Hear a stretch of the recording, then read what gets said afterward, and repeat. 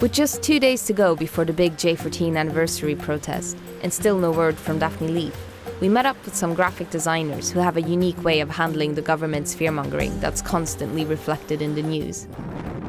For decades, Israelis have been told war is imminent with one of their Arab neighbors. Yep. Iran.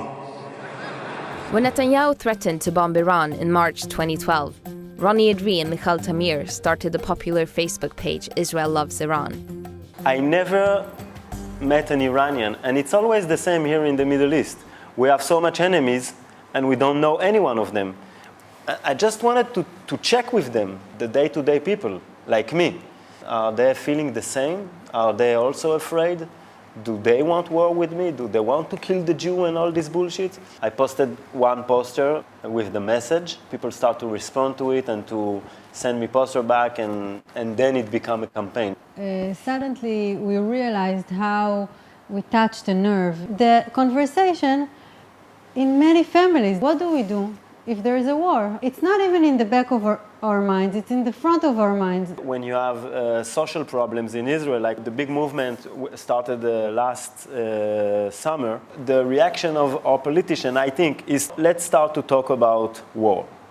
Because now everybody's going to shut up. Nobody's going to talk about the price of milk when we have a war coming. Because when we're focused on this dude in Iran, we don't have to focus on our problem. The greatest danger of all could soon be upon us. A militant Islamic regime armed with nuclear weapons. I want you to understand what this means. Because if we don't stop it, it's coming. They could put a bomb anywhere. So Guy, I hear you're quite the troublemaker.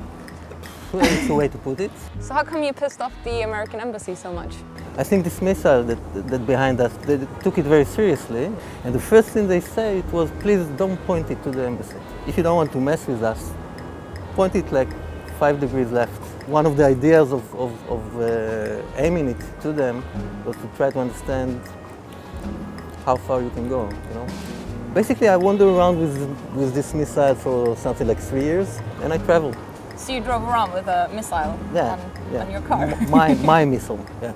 It's my missile. It was in a time where, like 3 or 4 months ago, it was really on the news very, very strongly. We're going to attack Iran.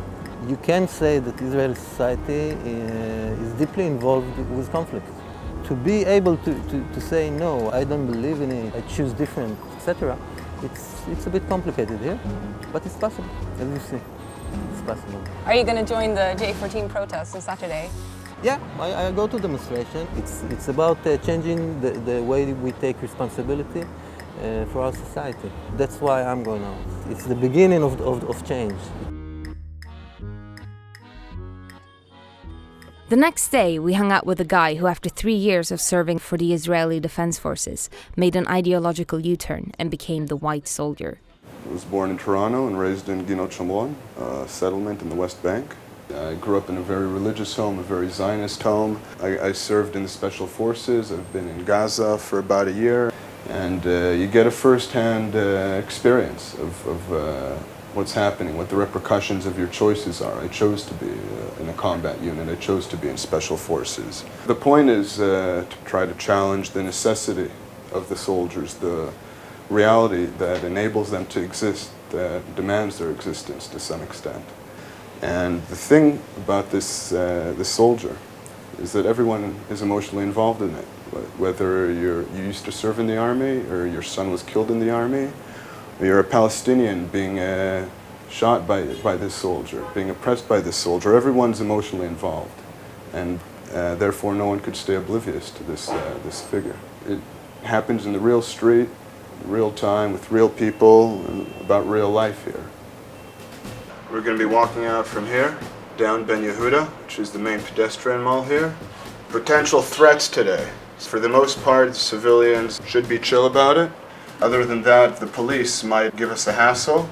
We might be interrogated in the street and released, or we could be taken down to the station. Do you actually think you're going to get arrested? It might. It's a possibility, and I just, rather be prepared. Yeah, let's go and see what happens. So let's do it, all right. I don't speak when I'm the performance, and that baffles people. They don't know where to place it. Like a soldier doesn't apologize for being on his mission. He's just taking orders, he's executing his mission, so that's the state of mind that I'm in. Sometimes people are very hostile and say, you're weakening the Israeli morale, and sometimes people are saying you're the soldier for peace. But if you're the soldier for peace, then why do you have a gun? Are you with us? Are you against us? Whose side are you on? This is my form of expression. This is my form of taking part.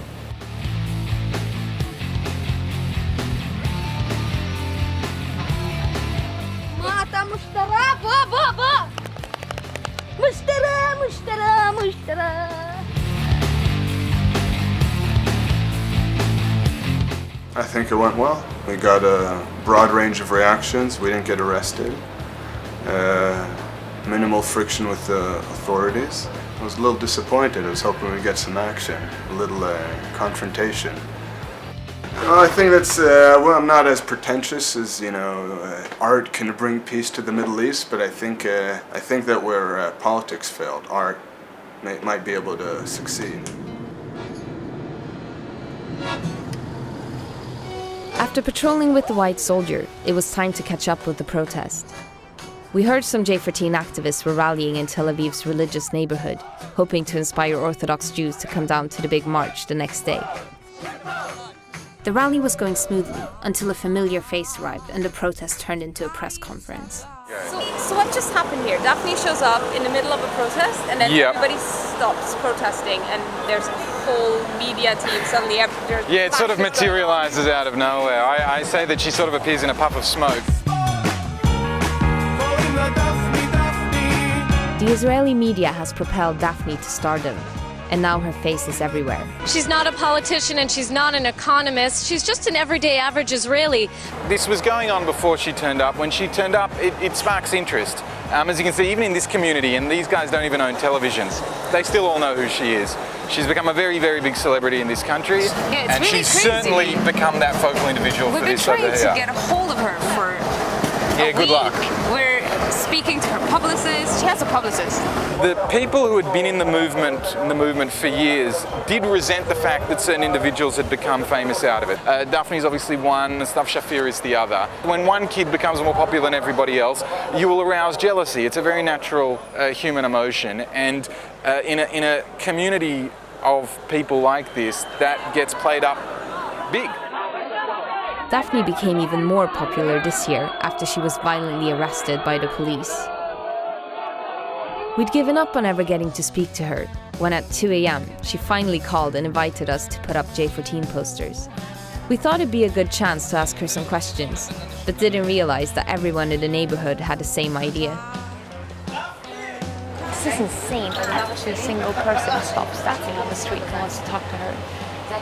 I've never seen anything like this.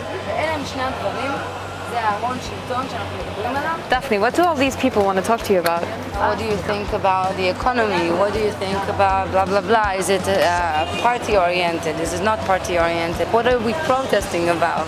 Here, Daphni! It's like a process, right? מה קורה?